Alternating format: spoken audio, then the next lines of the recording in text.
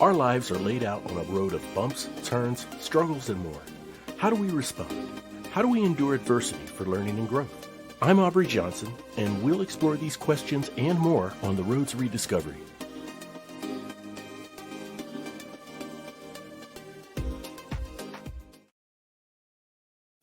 Hello, everyone, and welcome to another episode of The Road to Rediscovery. I'm your host, Aubrey Johnson. The Road to Rediscovery is about reflecting on life lessons to learn and grow from them, and of course, pay it forward and uplift others who are struggling through dark times. Now, a quick reminder that you can hear this show anywhere you get your podcasts, anywhere you listen to your shows. We invite you to rate and review if you listen on Apple Podcasts. Otherwise, feel free to give us your thoughts and any feedback by emailing us at roadtorediscoverypodcast@gmail.com. That's roadtorediscoverypodcast@gmail.com. And we'll even give you a shout out in a future episode. Okay, my special guest is a community builder, a life transformation guide, a functional medicine certified health coach. Her community and organization, My Authentic Life, provides a safe space for learning how to balance the whirlwind of feelings encountered through healing and transforming. In short, you learn how to live your authentic life. Get ready for a great conversation, and let's welcome Kelly Woods to the show. Hey, Kelly, welcome to the show. It's so great to have you. Hey, Aubrey, thank you. It's so nice to be here. Oh, thanks. Yeah, we're thrilled to have you. So can you start us off by just giving us a small glimpse into your journey and what inspired you to pursue this work of helping others transform and find their authentic life? Sure, I'd be happy to. So I am a Gen X woman. I was born in 1968, grew up in the 70s and 80s when the feminist movement came in and taught us how to work alongside men, like men. The pharmaceutical industry came in and told us there's a pill for every ill. And the industrial food complex came in and said, we're going to replace real food with fake food. And so, and our mothers went to work. You know, we were like latchkey kids en masse. Yeah. And so really it was a perfect combination for disconnecting from your body and stuffing down feelings. And there's a lot to recommend about it. I feel like I grew up strong and independent. I did have a mentally ill father. He was manic depressive, paranoid schizophrenic. I'm the oldest of 4 kids. And so there were a lot of challenges with his mental state and the effect it had on the family as we were growing up. So went to college. I paid my way through private university, majored in economics at a private liberal arts college, University of Dallas, and got a really great foundation in critical thinking, in going to source material and working through that. As well as my faith journey. I grew up Catholic, and when my parents divorced when I was 15, we didn't go to church anymore, and so I returned to the faith then, which I was then again going to leave in my late 20s. But I came out of the gate strong. I was taught to work hard, work smart, and was really successful in my endeavors. I ended up in marketing as a marketing executive in the healthcare cost containment space. So my clients were people like health insurance companies, third-party administrators, and ultimately I ended up working in the outpatient pharmaceutical space where I had a kind of a crisis of conscience. And I'll back up to my late 20s when I was drug-free and went on the birth control pill, which had a terrible effect on my body, hijacking the endocrine system. And I gained a lot of weight. I lost a lot of hair. I got depressed. So I was put on Prozac. I lost my libido. I was put on testosterone. Wellbutrin was another antidepressant that I was put on. And so I went from being a healthy 28-year-old on no meds to a really depressed, fat person who struggled for a long, long time on the birth Mm, control pill. mm, And now I know through genetic testing that I have the MTHFR gene, which means that my body doesn't detoxify very well. And it's contraindicated for the pill. So I never should have been put on the pill in the first place. mhm, And my doctor should have noticed that I had these side effects that were not good. So mhm, anyway, kept working, soldiering on, working hard, making progress in my career, climbing the corporate ladder. Finally, at age 49, I found myself in outpatient pharmaceuticals. And I had already heard about functional medicine at the time, which is a root cause approach to making the human body function well. So it honors the human body as a beautiful system of systems that is designed to work marvelously together. And so I had that, and I knew that a lot of these what are called lifestyle diseases that outpatient pharmaceuticals treat can be treated with um, modifiable lifestyle factors, like nourishing yourself really well, moving really well, and also detoxifying your emotions. mhm, Found myself in outpatient pharmaceuticals, age 49. I came back to my office one time and I said I was at that time I was making over 200,000 a year in total comp, and it was 5 years ago. And I said, God help! I feel trapped. I feel trapped by my salary, my benefits, all of this work I put in to becoming, an executive, and I feel empty. I said, I don't like working in symptom suppression medicine. I want to work on the root cause, the toxic food, the toxic environments, the toxic emotions. Please show me the way. And I also said, I want to be like I was in my mid 20s when I was bold and I could leave a job and have confidence that I'd find another better one. And I always did. And I got super cautious as I got older and as the stakes got higher.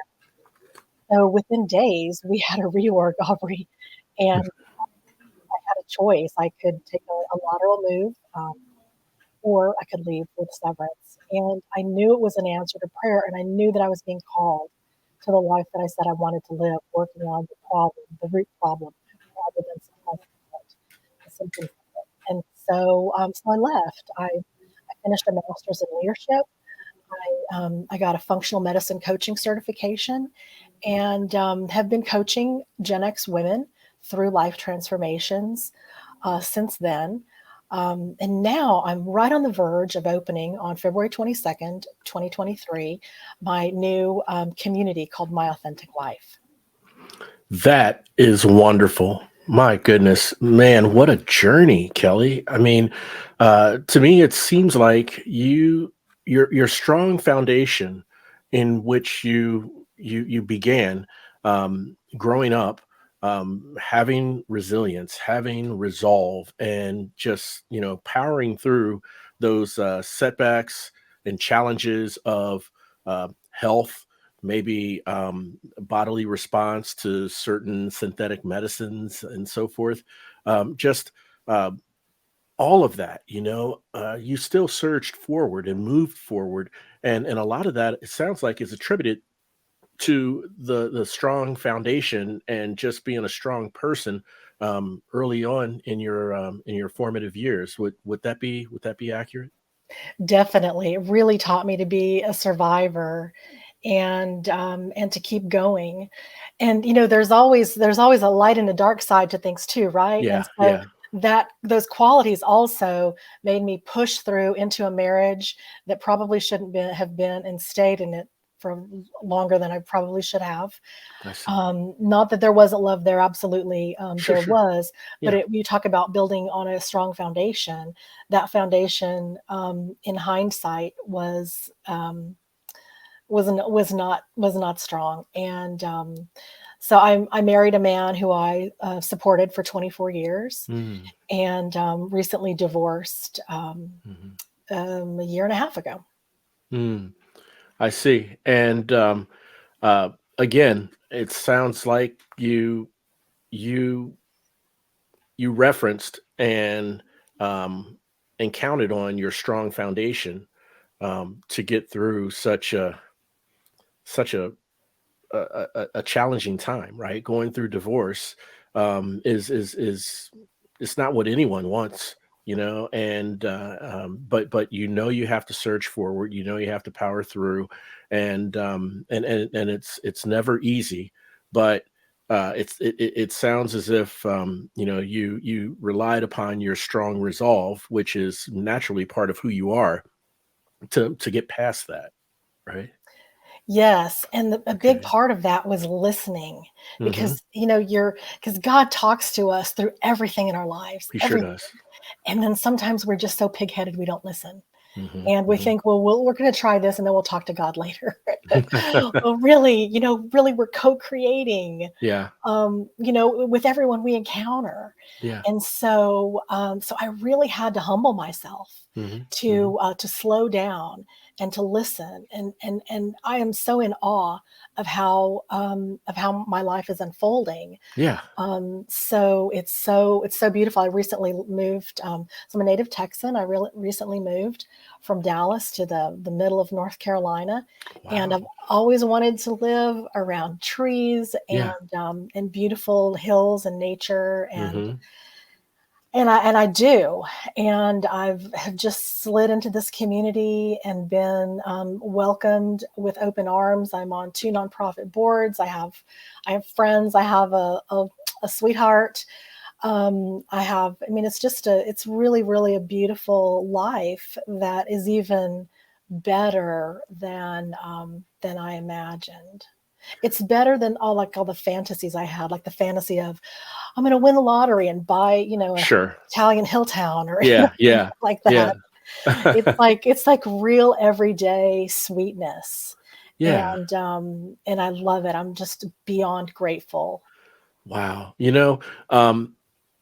There are a lot of people, they usually identify with one or maybe two key significant life defining or life changing events that would happen that uh, cause them to pivot to the life they are living now.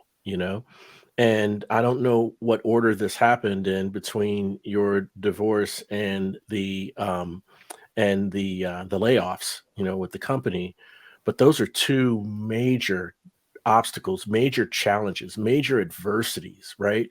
And one thing I think when it comes to being strong and having resilience is when you've had that talk with yourself and the talk with God about wanting not wanting to feel trapped, right?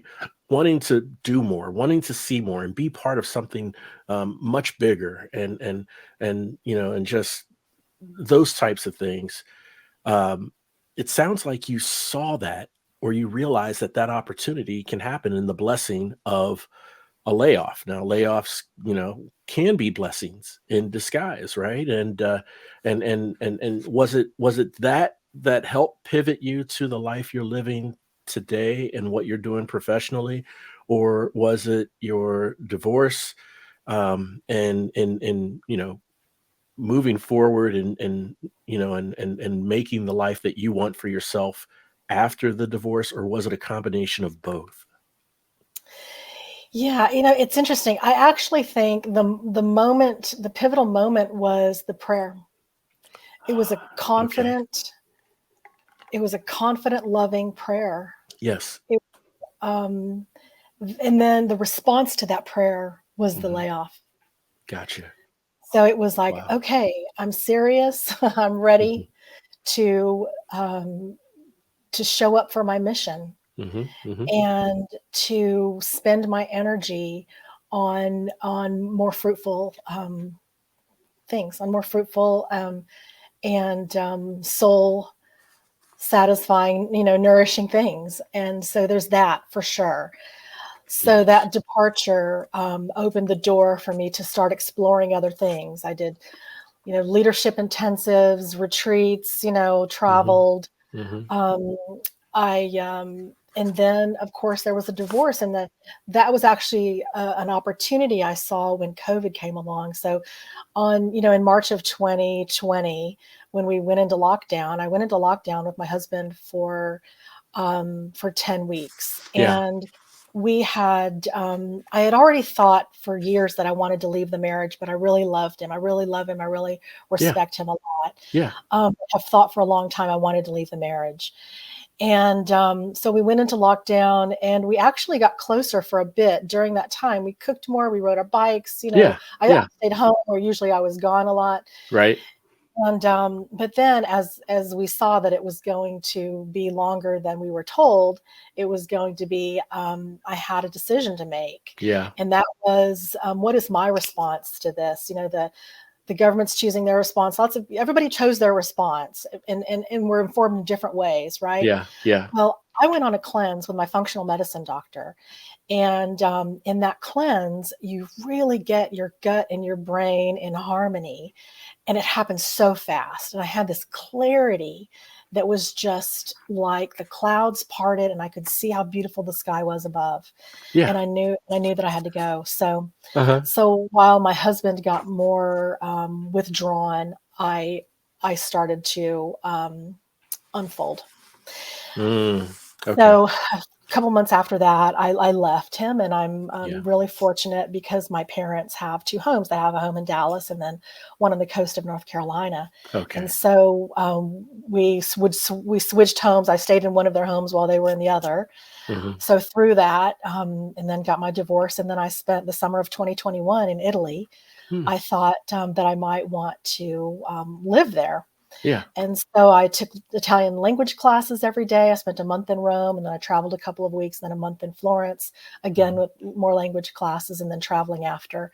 Right. And when I got back home, I went back to the beach, and I was walking with a friend of mine, and something told me, "Tell Mary your story." And I said, "Mary, all my stuff's in storage. I've been thinking about selling everything and moving to Italy, but I really love North Carolina and I always have. And I'd love to have a US home base here, but I'm not sure where to live because my husband and I had talked about living in North Carolina. We would travel the mountains. We loved all sorts of towns, but nothing ever said home." So then she said, "Have you heard of Pittsburgh?" And I said, "No." And so it was a Thursday, and 2 days later, I went to check it out and I got a house. So I didn't do any research. It just felt right. Like I just went with the Wow. flow. Yeah. Yeah. And it's been so spectacular, like Mm. amazing. I feel like more at home there than I've ever felt anywhere. That is awesome. That is wonderful. And you just laid out the roadmap, your roadmap to transformation. At least that's my interpretation. And of course, I know there's a lot of other events and things that were involved, but I mean, in that timeline, you laid out, the road to your transformation, which I think is absolutely wonderful, and that's the purpose of this show, right? To let people know who are going through major challenges and struggles that, hey, they can make it on the other end as well. They can transform, they can live a better life, they can be intentional and authentic, such as yourself. Yeah, absolutely. It was Mhm. hard as anything. I would cry. I'd say, "Why do I have to leave him?" But I knew I had Yeah. to. I knew I Yeah. had to move on. I knew I had a different life to live. Yeah. And so it was, yeah, about a year ago, Aubrey, that I said out loud, I said, "I have struggled to live my authentic life." Yes. And then I was like, "Oh, that's the name of my community. It's my Mhm. authentic life." And Yeah. everyone is so unique Mhm. that so I have a 3-step process that I work with women one on one, and now we're going to do it in community Mhm. because healing happens in community. I'm so excited about Sure this. does. So the first thing is to notice, to really, in AA, they talk about taking an honest inventory. So Yeah. notice where you are, because for so long I didn't notice. I practiced numbing behaviors Yeah. like eating, shopping, Yeah. binge watching. Right, right. I didn't want to feel. I didn't want to notice Mhm. that I didn't I didn't want to be in my job. I didn't want to be in my marriage, and I didn't want to be in a big city. Yeah. And so I would numb myself. So anyway, number 1, notice. And the next thing is imagine. Use your imagination, because we're constantly using our imagination, right? Right, A lot right. of a lot of times we're using it for worry. Yeah. And so, if we can repurpose that energy to imagine the life that's calling us, it will pull us toward it. When we say yes to life, life says yes to us. Okay. And so, then the third thing is action. Take one small action. It could just be that you're going to go to bed earlier, it could be that you're going to drink more water. It could be that you're going to journal. So you're going to take an action and then you're going to do that iteratively, right? So it's an iterative process of better, not perfect. And so again, you're going to notice, how is this working? I'm an N of one. Pretend I'm a research project and I'm the only person in it, because it's our own experience that's going to teach us to keep to whether something's working for us or not working for us. And so we want, is this helpful, not helpful, more or less. And so we're constantly getting to know ourselves better and to trust ourselves. And when we make decisions that engender trust in us, because so often we've been taught to make decisions that make us not trust us, right? Mm-hmm. That aren't really good for us. Mm-hmm. Mm-hmm. And so when we can make decisions that we can engender trust in us again, then our self-esteem grows and we're able to do even more. So it's just like you just keep getting better and more connected and more you. Like I say, be the youest you can be. Right. No, I couldn't agree more. And Kelly, it's like you were reading my mind because I was going to mention that um I've read some of your articles, and I'm fascinated by them. But one that particularly stood out to me, and I guess I'm going to be a little selfish when I say this, is an article you wrote called "How Are You Sleeping?" Now I'm a night owl, and I don't get the amount of sleep that I should, and I know that, and so I've always been looking for articles and tips and tricks on how to improve my sleep. So you started out with a very thought provoking statement, right?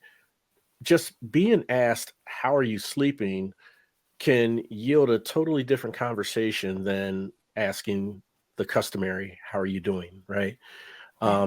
And so I think I'm going to take to heart the process that you mentioned, the three steps, the three-step method process of notice, imagine, and take action. And I hope I do it right in breaking it down to to give me the motivation and inspiration to get more sleep, if that makes sense. Yeah, and if I may tell you a few things about sleep that might give you some extra motivation to want more sleep, right? Hmm. So the hours between 10 p.m. and 2 a.m. are the most important hours to be asleep for detoxifying your body. Mm, So your body is doing major detoxification every night, and if you're asleep during those hours, hmm. you're getting the best detox you can get. I see. That's So that's encouraging. yeah, so that's a really important thing. Another Hmm. thing is stop eating 3 hours before you go to bed, because what Yeah. you want your melatonin to rise, so Hmm. it takes you into sleep, right? But if you've eaten too close to bed, you've got your glucose levels are rising at that same time, I and so you see. don't want those both to rise at the same time. Right. So that's a really important thing too. Another thing, get light on your retinas first thing in the morning. So Hmm. that helps to reset your body clock as well. Have Hmm. a good mattress. You spend 30% of your life in bed. Make Yep. sure you have a good mattress, good pillows. Hmm. Make sure you sleep in a cool room. About 65 degrees is a good temperature for Yes. sleeping. Yes. So yeah, I'd love to hear how your sleep goes. Yeah, thanks. I'll keep you posted for sure. And thank you for the tips as well, Kelly, Mhm. because some of those I feel okay in, like 3 hours before bed. I definitely have that beat. I've been intermittent fasting for quite some time now, and I do not eat anything after 8 p.m. So I think I'm okay there. The 10 p.m. to 2 a.m. Um, knowing that those are like the prime hours, if you will, for your body to detoxify, um, during your sleep, that's encouraging to me. It may motivate me to even start going to bed at 10 instead of later, right? So that I had no idea of. I really, really appreciate you sharing that for sure. Um, Kelly, I'd like to take a step back, if we can, to the foundation of transformation, right? Um, what I'd love to know is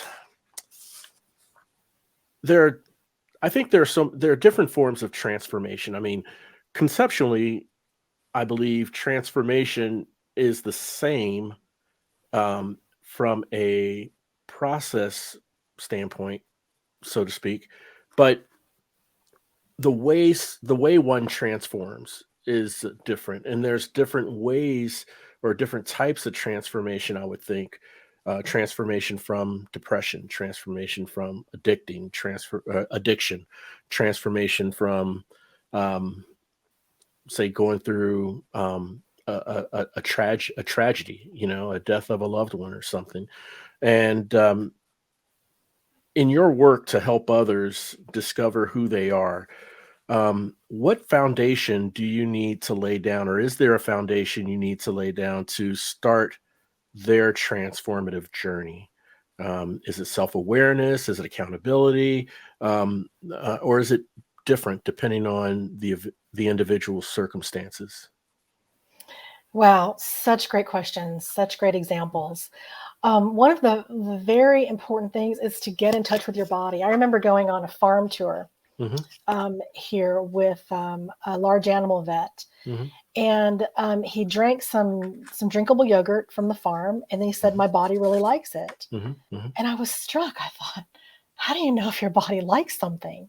Because I was just used to shoving stuff in, Yeah. right? Yeah. And not noticing, Right. you Right. know? Okay, I have a stomach ache, I have diarrhea, I can't sleep, whatever those things are. Like I just Yeah. wasn't noticing because all I wanted to do was just numb because I didn't want to feel things. Right. And so that's the first thing is notice where is it in your body. If you can get reconnected with where you feel something in your body, then that's super important to because our bodies are so sentient, right? Everything Yes. you eat, Yes. ingest, everything you think, smell, everything.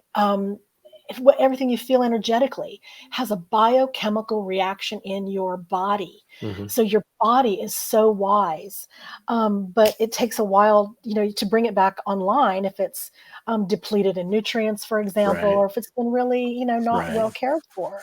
Yeah. And so I think that's one of the biggest things is notice how it's feeling in your body.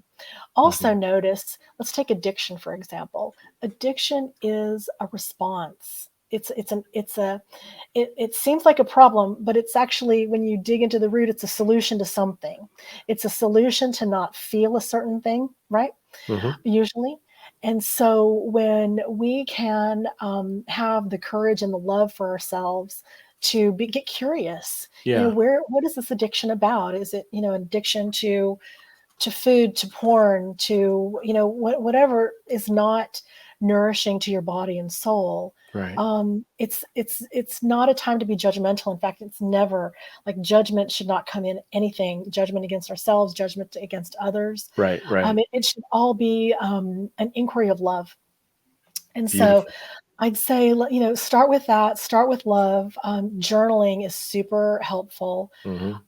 Another thing that happens when you sleep is your subconscious, gives you messages and Yes. tries to clear stuff, and reorganize, rearrange, Hmm. help you, right? And so first thing when you wake up, anything you can remember from your dreams, just write it down Hmm. because there Hmm. could be, some messages, there likely are messages, in Right. your dreams.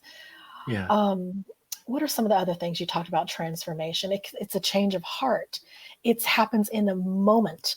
In a moment when you find yourself, if you're judging yourself or judging someone else, say, where did that come from? And there was a nun that Mr. Rogers used to quote, Mary Ann Kaunaki, I think that might be it. Anyway, said that there's no one you couldn't love if you didn't know their story. or Mm. if you just knew their story, right? Right, right, And right. so we all have stories, and they don't show up a lot of times. A lot of times they show up as ailments in our bodies if they're things that haven't been cleared. You mentioned grief.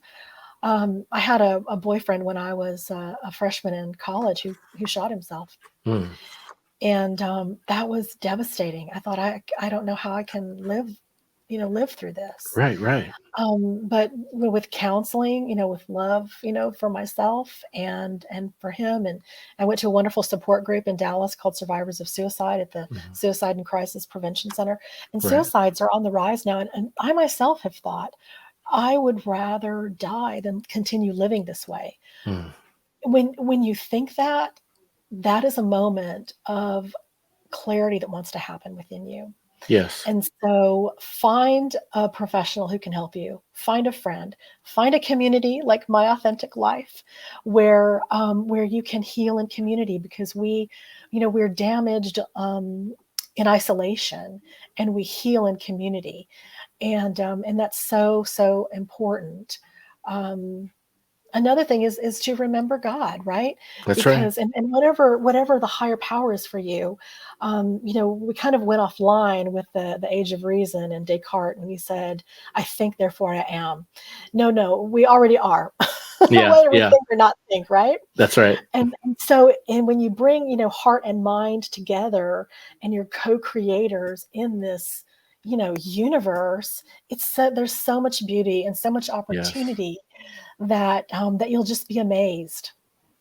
Yes, yes. All those things you mentioned there, and thank you for sharing those insights, Kelly. Those are insights that people can really, really grab onto, right? I mean, they're so well explained, and I think in a lot of cases quite easy, to begin. But I think none of those would be possible to begin without having some degree of self awareness. I think does self awareness play a big role in all these things you suggest? Right, the higher power, prayer, journaling, and a change of heart, and all those things. It sounds like self-awareness is one of those beginning activities that we must try to acquire to put us in that direction. Yes, and the definition for trauma. So I'm thinking of trauma as you're saying these things. Hmm. A lot of us experience trauma in childhood, Hmm. and people sometimes think, well, trauma is something big. It's a tsunami or a terrible accident or things like that. But Yeah, no, no, it's not. here's what Dr. Gabor Mate says, that trauma is any time you're in a situation and you are unable to respond as your authentic self. Gotcha. So we learn when we're children what response gets us the love and safety that we're looking for. Hmm. And if that response is to swallow down our tears, to swallow down our fear, to swallow down our dissent, then those things get stuffed down, stuffed down, stuffed down. And that's trauma upon trauma, shows up oftentimes as ailments in your body. Yes. So yeah, that is really, the self-awareness is to say, how am I feeling? How is this doing? And so that's the first step in the process, right? Hmm. Noticing, Hmm. Hmm. noticing. Yeah, noticing 100%. And you mentioned something earlier that I thought was very profound. Um, talking about, none of these circumstances and things that we explain and share with others or even process on our own should be judgment of others or judgment of ourselves. No judgment at all, right? And I completely agree. And would part of that judgment of ourselves, would that involve I don't know, guilt or shame, Huge. whatever the circumstance may be, right? I mean, that can be poison. It is. It really is poison. Hmm. Because what I like to say, rather than judgment, is helpful or not helpful. Is Right. this helpful to me, to my community, to Yeah. society, to humankind, Hmm. or is this Hmm. not helpful? And so yeah, that judgment, it's kind of a barrier to Yeah. healing. So Wow. again, noticing without judgment takes away that barrier, and then we can start to come to it with solutions. So Kelly, how does one know when they are living their true authentic life? Oh, I was going to say you smile a lot, but I smiled a lot when I was saying everything was fine. When I felt Yeah, like I was in a cage, I yeah. felt like I was trapped, and Hmm. I smiled a lot. So how do you know you have an ease? You have an ease about you. You have an ease in your body. You have an Hmm. ease in your energy. Hmm. You sleep well. You eat well. You Hmm. poop well. Yeah, yeah. I mean, All those things.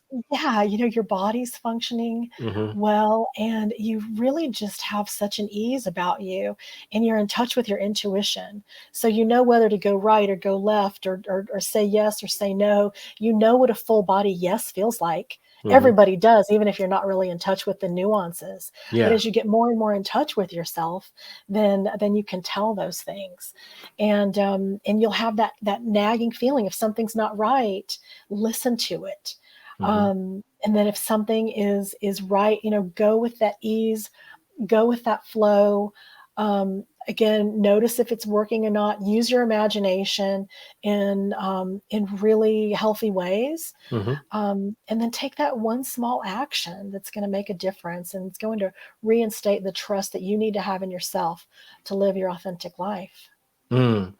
So, can someone who is on that path to living their authentic life, working through and processing through things that they're self aware of themselves, picking up good habits and staying consistent and all of those types of things, could they be so in tune with who they are now and themselves that they can? Um, that a certain trigger or a certain event or a certain occurrence or circumstance may come their way, and they realize they just naturally responded to it in a different, more helpful, productive way than before they started this journey. And some people, I think, are reflective in thinking, wow, I can't believe that's how I responded. I would not have I would not have dealt with it like this a month ago or a year ago or 2 years ago. Does that make sense? I mean, are people in touch with themselves that much to where they can realize that difference in how they respond between now and then? Definitely. And Mhm, contrast is so instructive. And so mhm. the contrast of how you used to respond to the contrast of how you respond now, it doesn't mean that you're perfect or No. that you don't feel a full range of emotions. You still feel that full range of emotions, Yeah, sure. but you have an objectivity. You can stand back from it and be an observer, and see, from where it came. Yeah, and yeah, and then you can choose your response, rather than have this trigger be a triggered response, right? yeah. I remember one time coming home from work, and I was just really not. I just really didn't like the command and control type culture, and I felt like I wasn't respected and I wasn't Mhm, listened to, and all mhm. of these things. And so I was complaining basically about the leaders. Yeah. And I remember my husband started to join in with me on trashing these people, and I was like, wait, you know what? This pattern has repeated in my life before, and I'm the common denominator. Mm, I need to figure out why this is here for me to learn yes, from. yes. And yeah, that kind of ability to stop and stand back is Mhm, such a gift, Aubrey. I mean, mhm, such a gift to be mhm. able to live, with such ease and peace, really deep Peace. peace. Hmm. Absolutely. Completely. I Hmm. When you said peace, that hit home for me. And yeah, it is a serene feeling of peace, which doesn't mean that, you are immune to all of the stressors of the world. It doesn't, but it's how you function and respond in the midst of those stressors. Yeah, and picture the Yeah. stressors as like a just this roiling ocean, right? And Yeah. you're in a small boat and you're being tossed about and it's really scary. Right. And then you find a small island Mhm. and Mhm. this island gives you some refuge. Mhm. What that island is your connection back to yourself and your connection back to source. And Yes. so what happens as you're going through this transformation is you keep building these little islands Mhm. and these and you can go from island to island and island to island. And so it's not you don't have as far to traverse, across Yeah. these wild seas. Well, Yeah. then what you're doing with all these islands, they start coming together and you're building a landmass. And so Nice. you've got this beautiful serene landmass where before there were these turbulent seas, and you did that yourself with your own experience. And that's what this work does, Mhm. is it helps solidify that confidence in yourself, in your own experience. You're learning from your experience, so you're not so other focused. You have this internal locus of control, Yeah. and so it's not, it doesn't matter as much what people are doing out there. It doesn't mean you're being selfish, because a rising tide lifts all boats, right? Yeah. And That's so right. what you're doing in healing yourself is whoever you're touching, you're having a healing effect on them as well, and Mhm. inviting them into their own inner journey to do that healing as well. It's really amazing. And that's the power of community, you know? Right? Right. Yeah, yeah. And I'd love if you could share with us and share with the listeners, a little more into your authentic life, launching this community on February 22nd. Yes, yes. So it's called My Authentic Life. It's at myauthenticlife.com, and you can go Mhm. there and put your name in to get on the list to be notified when the doors open for that community. So it'll be open for a period of time through the end of first quarter for founding members. Okay. And we're going to build this slowly and intentionally. That we have really, people who want to work both with their both hearts and minds, right? And Yes. so hearts and minds coming together with other women to support through this transformational journey, whatever that is. We'll have some studios within the community where we can present an issue. We can Hmm. get feedback from the group, Hmm. objective feedback from the group, Right. in a very kind, respectful way. Hmm. And we'll do a cleanse in there as well. That cleanse that I did with my functional medicine doctor that brought me such clarity, and finally making the decision to go and leave my marriage and leave Right. my hometown. Right. Right. Okay. Okay. So there's that, and then I've written a book as well that's coming out in the second quarter. Oh, Uh, beautiful. yeah, it's called "Blood at the Root: Why Blood at the Gen root. X Women Turned Off and Okay. How We Catch Fire Again." So part of the story is a lot of Gen X women have turned off sexually and Hmm. think they don't like sex or never liked it or don't like it anymore or something like Hmm. that. Hmm. And so that's something that actually your erotic desire comes back online as you're healing these other aspects of yourself. Okay. So that's part of the story as well. My website, another website, personal website, is kelly-woods.com. Okay. And then, as you mentioned, my newsletters. I do a daily newsletter on LinkedIn. You can connect with me on LinkedIn. Love to love to meet you. Oh, fantastic. Fantastic. One last question I had for you, Kelly, is, I'm sure with all the people you've worked with, come from all walks of life, with various backgrounds and personalities and so forth. For all these people and all those who you will come in contact in the few in the near future, and those who come in contact with your amazing articles and blogs, um, what is the one, if you could sum it up in one sentence, what is the one key takeaway you want them all to get from your writings and coaching? Don't give up on yourself. You can do it. Beautiful. Don't give up on yourself.